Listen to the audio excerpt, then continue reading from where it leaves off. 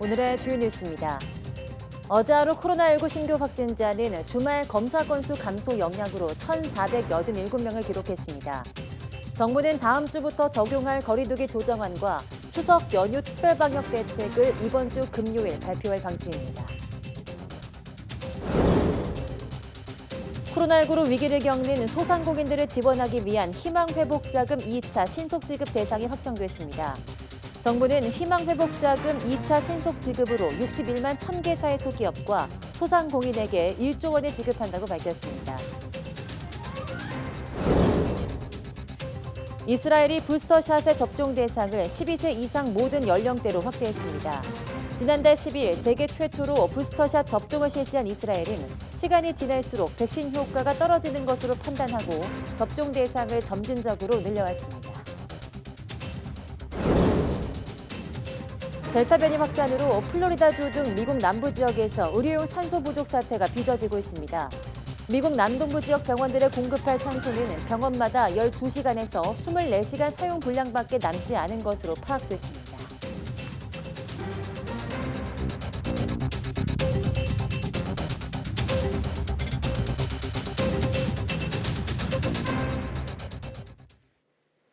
네, 여러분 안녕하십니까? 8월 30일 사이언스 투데이입니다.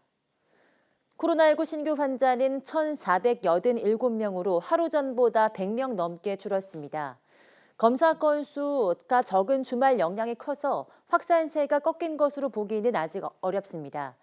네, 지역 발생은 1,426명으로 전국 곳곳에서 환자가 확인됐습니다.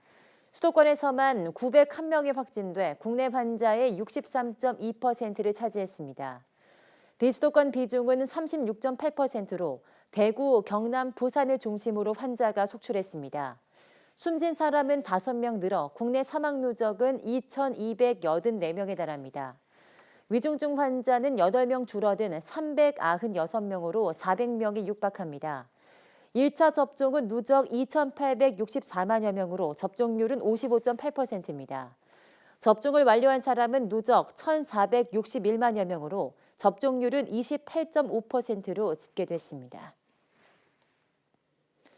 추석이 한 달도 채 남지 않았습니다.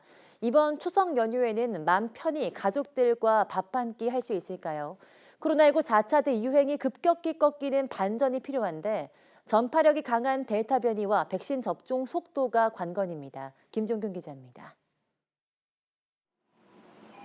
광복절 이후 코로나19 4차 대유행은 정체 상태입니다.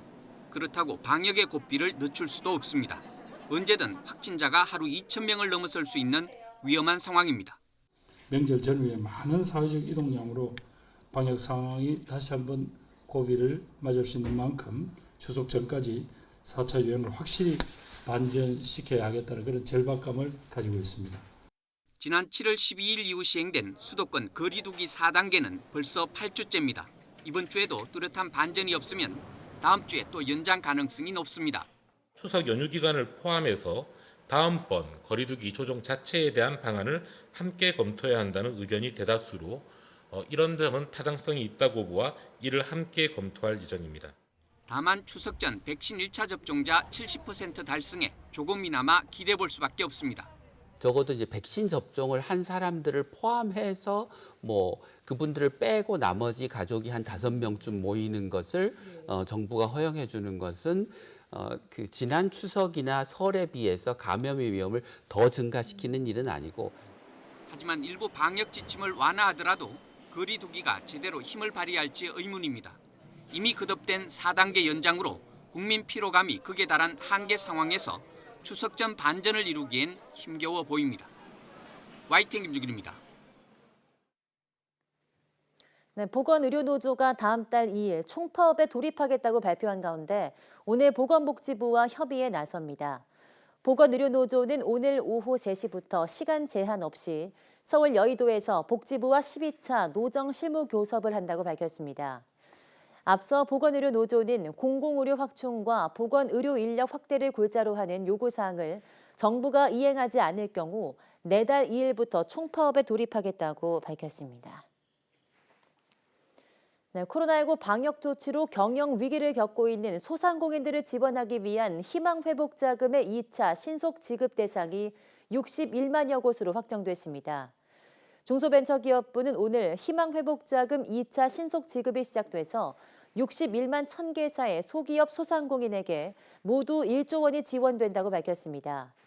앞서 지난 17일 시작된 1차 신속 지급 133만 4천 곳에 이어서 이번에 61만 1000곳이 추가됨으로써 전체 지원 대상은 194만 5천 곳으로 늘었습니다. 애초 희망회복자금의 전체 지원 대상은 178만 곳으로 예상됐지만 매출 감소 기준 등 지원 조건을 폭넓게 적용한 결과 16만 곳 이상의 사업체가 새로 포함됐습니다. 지원 대상자로 추가된 사업주에는 오늘 오전 신청 안내 문자가 발송되기 시작했으며 안내 문자를 받으면 희망회복자금 누리집에서 신청하면 됩니다. 코로나19 장기화 속에 이른바 투잡을 뛰는 나홀로 자영업자 수가 역대 최고를 기록했습니다. 부업까지 하면서도 좀처럼 형편이 나아지지 못하는 현실에 자영업자들은 방역을 우선 강조하는 정부를 원망했습니다. 박희재 기자입니다. 서울 도심에서 고깃집을 하는 김태봉 씨는 지난 3월부터 배달 대행 업체 기사를 겸하고 있습니다. 매출이 반에 반토막이 나면서 빚으로도 가게 유지비를 내기가 힘들어졌기 때문입니다. 위험하다는 가족들 걱정에도 난생 처음으로 오토바이에 몸을 실었습니다.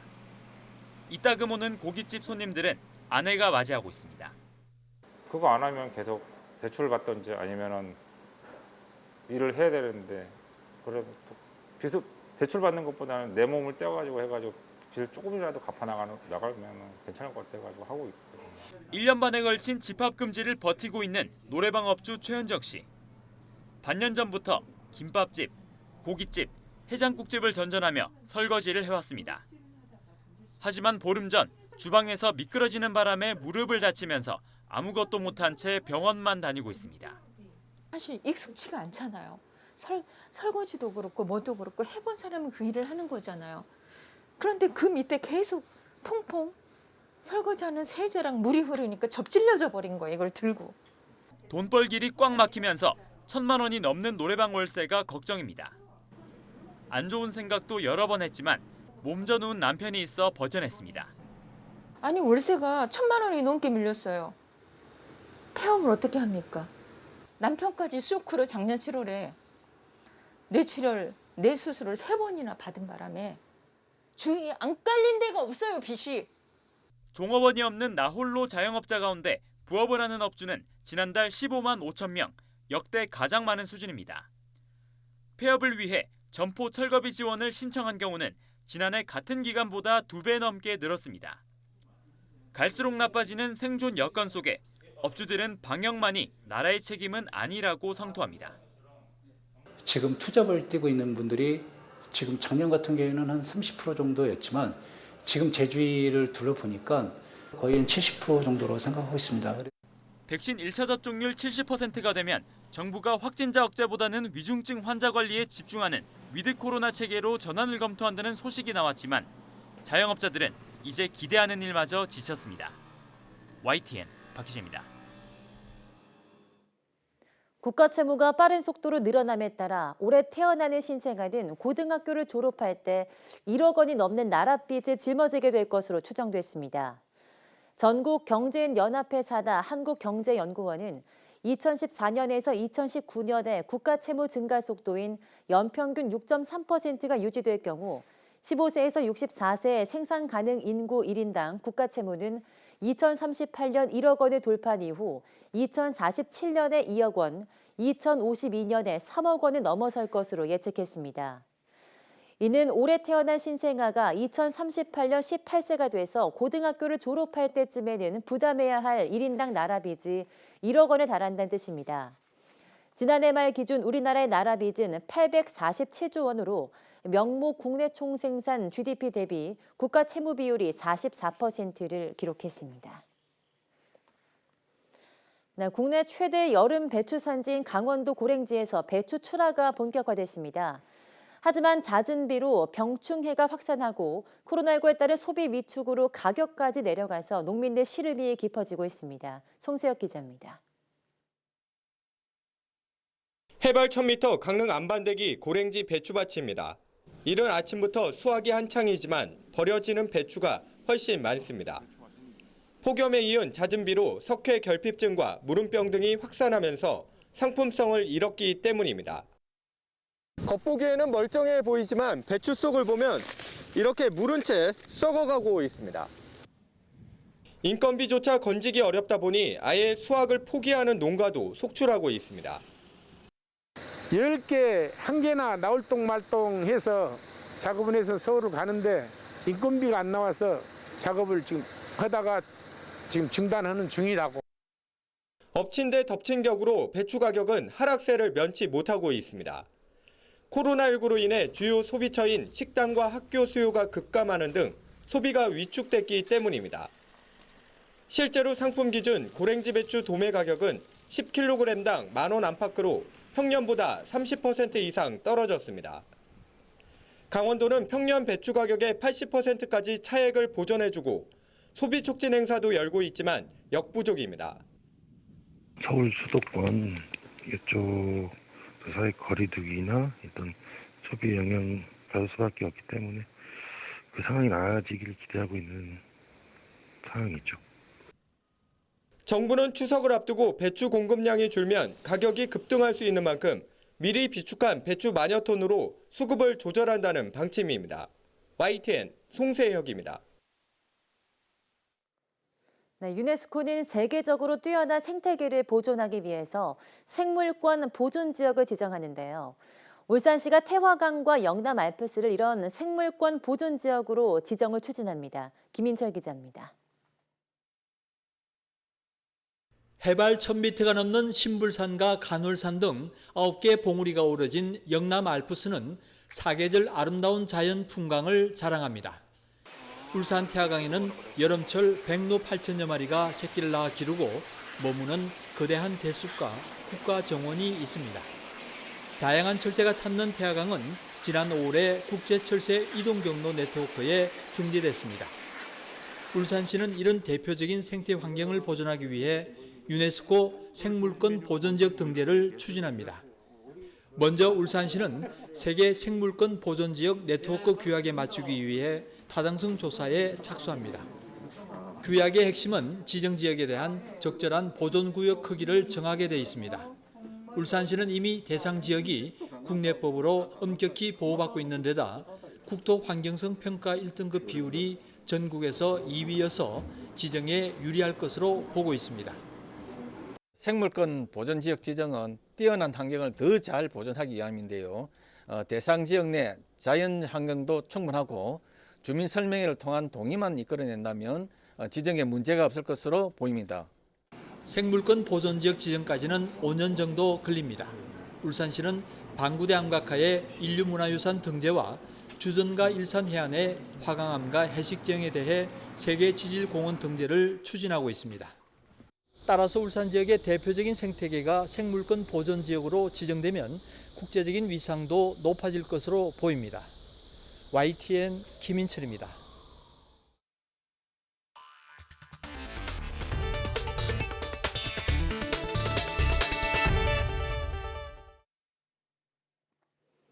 네, 미국에서 전염성 강한 인도발 변이 바이러스인 델타 변이가 확산하면서 14개 주에서 코로나19에 걸려 숨진 사람이 일주일 새 50%나 늘었습니다. CNN 방송은 미 존스홉킨스 대학의 데이터를 분석한 결과 27일 기준 50개 주 가운데 14곳에서 지난 한 주 새 코로나19 사망자가 50% 넘게 증가한 것으로 나타났다고 보도했습니다. 또 28개 주에서는 사망자가 10% 이상 늘면서 모두 42개 주에서 사망자가 증가한 것으로 파악됐습니다. 또 4차 재확산으로 가장 큰 타격을 입은 곳 중 하나인 엘라베마 주에선 코로나19 사망자가 증가하면서 보건당국이 이동식 냉장 트레일러를 시신 보관소로 쓰기로 했다고 주 보건 책임자 스콧 해리스 박사가 말했습니다. 뉴욕타임스 집계에 따르면 27일 기준 미국에서 최근 일주일간의 하루 평균 코로나19 확진자는 14일 전보다 21% 증가한 15만 5천여 명이었습니다. 미국에서 코로나19 델타 변이가 확산하면서 플로리다주 등 남부 지역을 중심으로 의료용 산소 부족 사태가 빚어지고 있습니다. CNN 방송과 블룸버그 통신은 코로나19 환자로 넘치는 플로리다와 텍사스, 노스캐롤라이나, 조지아, 미시시피주 등의 병원이 의료용 산소 공급 부족에 시달리고 있다고 보도했습니다. 보건당국에 따르면 이들 지역 병원은 산소를 정상적으로 공급받지 못하고 있으며 많은 병원은 탱크에 보관해둔 산소가 부족해지자 비상용으로 마련해둔 예비 물량까지 사용하고 있습니다. 의료용품 공급업체 프리미어는 미국 남동부 지역 병원들에 공급할 산소가 부족하다며 병원마다 12시간에서 24시간 사용 분량밖에 남지 않은 최악의 상태라고 밝혔습니다. 네, 미국 감염병 전문가 앤서니 파우치 국립알레르기 전염병 연구소장은 어린이를 대상으로 하는 백신 접종 의무화 방안을 지지한다고 밝혔습니다. 파우치 소장은 CNN과 ABC 방송에 잇따라 출연해서 델타 변이는 전염성이 매우 높고 더 많은 어린이가 감염돼 병원에 입원하게 될 것이라며 등교하는 아이들에게 백신을 의무적으로 접종하는 것은 좋은 생각이라고 말했습니다. 파우치 소장은 수십 년 동안 우리는 소아마비, 홍역, 볼거리, 간염 등의 예방을 위해서 어린이에게 예방접종을 해봤다면서 어린이 보건정책 차원에서 코로나19 백신 접종 의무화가 가능하다는 점을 강조했습니다. 네, 이스라엘이 코로나19 백신 3차 접종, 부스터샷의 접종 대상을 2차 접종 후 5개월이 지난 12세 이상 모든 연령대로 확대했습니다. 전체 인구의 20%가 넘는 200만 명이 부스터샷에 접종한 것으로 확인됐습니다. 이동환 기자입니다. 이스라엘이 코로나19 백신 부스터샷 접종을 12세 이상 전 연령대로 확대했습니다. היום אנחנו מרחיבים את האפשרות לקבלת חיסון דחף, החיסון השלישי, לכלל האוכלוסייה. 이스라엘은 세계 최초로 지난달 12일 장기 이식 후 면역력 저하자에게 부스터샷 접종을 시작했습니다. 이후 지난달 30일 60대 이상 고령자로 부스터샷 대상을 확대한 데 이어 50대, 40대로 접종 연령을 점차 낮춰오다 이제는 거의 모든 연령대가 부스터샷을 맞을 수 있도록 했습니다. 지금까지 전체 인구의 20%가 넘는 200만 명이 부스터샷을 맞았습니다. 이스라엘이 이처럼 부스터샷의 속도를 내는 것은 시간이 갈수록 백신 효과가 떨어진다는 경험 때문입니다. 이스라엘은 올봄 일찍 달성한 높은 백신 접종률을 바탕으로 방역 규제를 대부분 풀었다가 델타 변이로 확진자가 늘자 다시 규제를 강화했습니다. 2차 접종 후 6개월이 지나면서 백신의 감염 예방 효과가 줄어드는 것을 재확산의 원인으로 보고 있습니다. החיסון השלישית מביאה אותנו להגנה כמו שהייתה אחרי מנת החיסון השנייה כשהיא הייתה טריה. זאת אומרת, יש עלייה פי 10 במוגנות של האנשים אחרי מנת החיסון השלישית. 때문에 2차 접종 후 5개월이 지나면 부스터샷을 맞을 것을 권고하고 있습니다. 전 세계 상당수가 아직 1차 접종도 하지 못한 상황에서 부스터샷에 대한 비난의 목소리가 높은 가운데도 미국을 비롯해 캐나다와 프랑스, 독일 등은 부스터샷 실시를 계획하고 있습니다. YTN 이동원입니다. 일본에서 전파력이 강한 델타 변이가 점차 코로나19의 지배종이 되면서 백신 접종률 80%를 넘긴 65세 이상 고령층의 감염도 다시 증가하고 있습니다. 요미우리 신문에 따르면 수도 도쿄의 경우 65세 이상 신규 감염자가 전체 연령대에서 차지하는 비율이 이달 초에는 2%대였다가 최근 4%대로 늘어났습니다. 요미우리는 또 일본 전체에서 65세 이상의 87%가 이미 백신을 2번 이상 맞았으며 도쿄도의 경우도 84%가 접종을 완료한 상태라고 전했습니다. 이런 상황에서 고령층의 감염 비율이 다시 증가하는 것은 전파력 강한 델타 변이 확산에 따른 영향이라고 요미우리 신문은 분석했습니다. 네, 미국이 폭탄과 자폭 테러범들을 싣고 아프가니스탄 카불 공항으로 가려던 차량을 무인기로 공습했습니다. 카불 공항 폭탄 테러에 대한 보복을 천명한 뒤 두 번째 이루어진 공격인데요. 외신들은 이번 공습 여파로 어린이 등 민간인 일부가 숨졌다고 전했습니다. 보도에 김영근 기자입니다. 아프간 카불 시내 주택가. 차량이 시커멓게 불에 탔습니다. 차량 유리창도 모두 깨져 있습니다. 일요일 오후 미군이 폭발물과 자살폭탄 테러범들을 싣고 카불 공항으로 가려던 차량을 공습한 겁니다. 공습은 무인기를 아프간 밖에서 띄운 뒤 원격 조종을 통해 이뤄졌다고 외신들은 전했습니다. قضیه ساعت 5 بجه هست بود که یک صدا آمد. صدا که آمد یک شواس شد، قرصه شد که ما وقتی خود ما حضور داشتم البته که پایم شدم حرکت کردم به طرف خانه همسایه دویده آمدم که از راه دیگه خانه همسایه داخل شدم که موتر راکت فقط خود موتر خورده بود. 빌 러번 미군 중부사령부 대변인은 무인기로 차량을 공습해 이슬람 국가 아프간 지부 ISK의 위협을 제거했다고 밝혔습니다. 또 2차 폭발이 크게 일어났는데 차량에 상당량의 폭발물이 있었음을 시사한다고 설명했습니다. 탈레반 대변인도 미군이 IS 자살폭탄 테러범들을 공습한 것이라고 확인했습니다. 카불 공항에서 다시 자살폭탄 테러가 일어날 뻔한 상황에서 미군의 선제적인 공습이 이뤄진 겁니다. 하지만 이번 공습 여파로 어린이 등 민간인 일부가 숨졌다고 외신들은 전했습니다. 이번 공습은 바이든 대통령이 카불 공항 폭탄 테러에 대한 보복을 천명한 뒤 ISK를 겨냥해 이뤄진 두 번째 공습입니다. 앞서 지난 27일에는 미군이 아프간 동부 낭가르주 지역을 공습해 ISK 고위급 2명을 제거했습니다. YTN 김영근입니다. 네, 미국의 아프가니스탄 철군 시한이 임박한 가운데 아프간 대피를 원하는 미국인이 현재 250명 남아있는 것으로 집계됐습니다. 미 국무부는 현지 시간 29일 기준으로 이같이 전하면서 탈레반이 아프간을 장악한 지난 14일 이후 대피한 미국인은 5,500명 가까이 된다고 밝혔습니다. 막바지 대피 작업과 함께 카불 공항 등에 배치된 미군 병력은 본격적인 철수에 들어가 있습니다. 미국은 31일까지 자국민과 아프가니 협력자 등의 철수가 완료되지 않더라도 외교적 노력을 통해서 대피를 계속한다는 방침입니다. 최근 입국한 아프가니스탄 조력자들에 대한 국내 여론은 비교적 우호적인 것으로 확인됐습니다.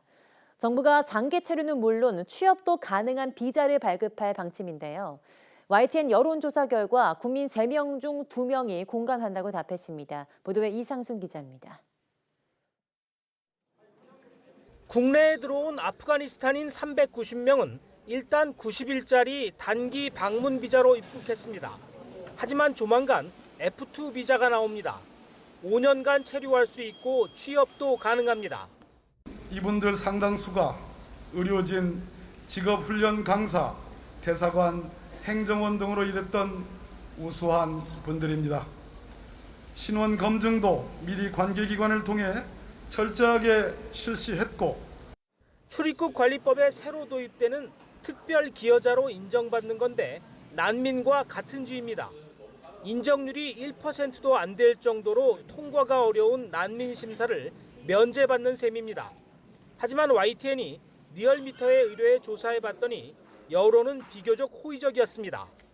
전국 18세 이상 만 100명 중 500명이 응답했는데 공감한다가 68.7%, 공감하지 않는다는 응답은 28.7%에 그쳤습니다. 모든 지역에서 공감도가 높았지만 광주, 전라는 공감 비율이 90.4%나 됐습니다. 부산, 울산, 경남은 73.0%, 대전, 세종, 충청은 72.0% 등으로 나타났습니다. 연령대별로는 40대, 50대, 70세 이상 순으로 공감도가 높았고 20대와 30대는 상대적으로 낮았습니다.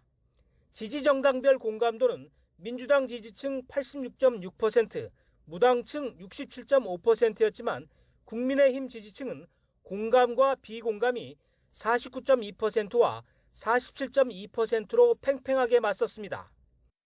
이번 조사는 지난 27일 YTN이 리얼미터에 의뢰해 무작위로 선정된 전국 18세 이상 만 100명에게 무선 90%, 유선 10% 비율로 자동 응답 방식의 전화 조사를 실시했고 500명이 최종 응답했습니다. 성별, 연령대별, 권역별 가중치를 부여해 통계를 보정한 결과 표본 오차는 95% 신뢰 수준에서 플러스 마이너스 4.4%포인트입니다. YTN 이상순입니다.